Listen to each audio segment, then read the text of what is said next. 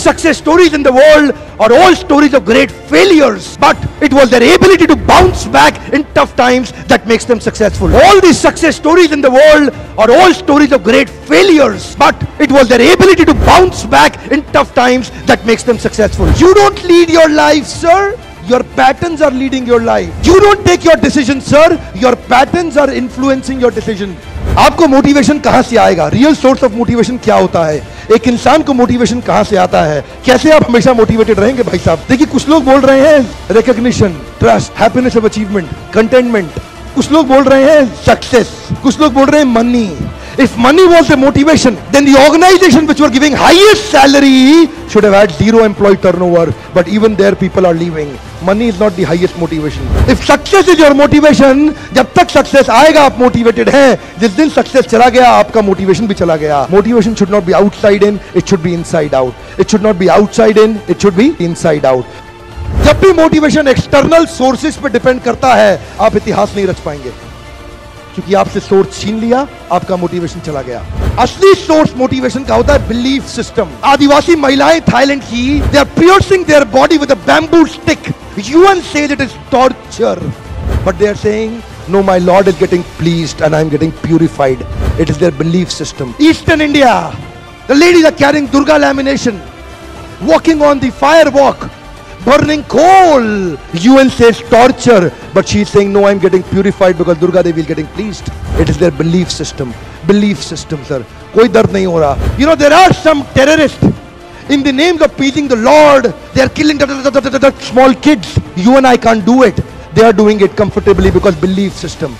If I do that, my God will get pleased. Belief system.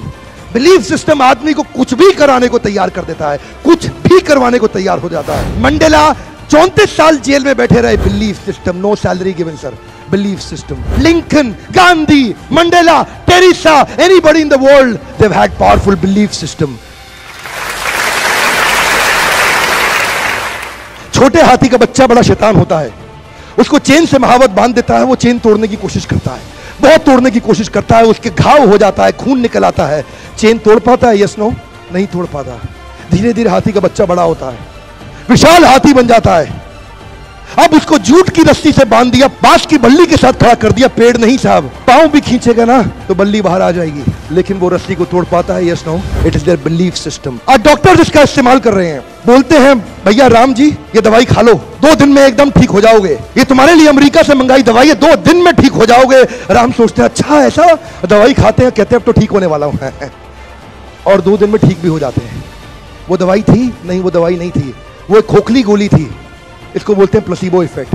It is their belief system. ये mind इतना powerful है ना, इस mind की मदद से ही आदमी, it can break you, it can make you. You can become strongly mental or you can become mentally strong.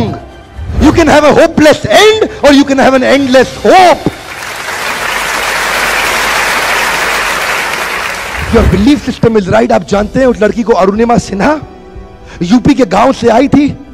Train की पटरी के नीचे उसको चेन छीनने के लिए कुछ लोगों ने धक्का दे दिया, दोनों पांव ट्रेन के नीचे आ गए, कट गई. सारी रात वहीं पड़ी रही, कोई बचाने नहीं आया. 49 ट्रेन सारी रात में गुजर गई वहां से.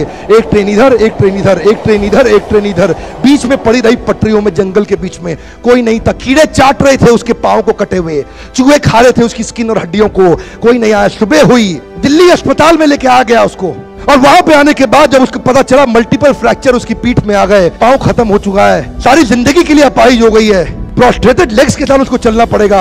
वहां बैठ के क्या बोली? अगर भगवान तूने मुझे बचाया तो जरूर इतिहास रचने के लिए अब तो मैं एवरेस्ट क्लाइंब करूंगी, अब मैं एवरेस्ट क्लाइंबर बनूंगी.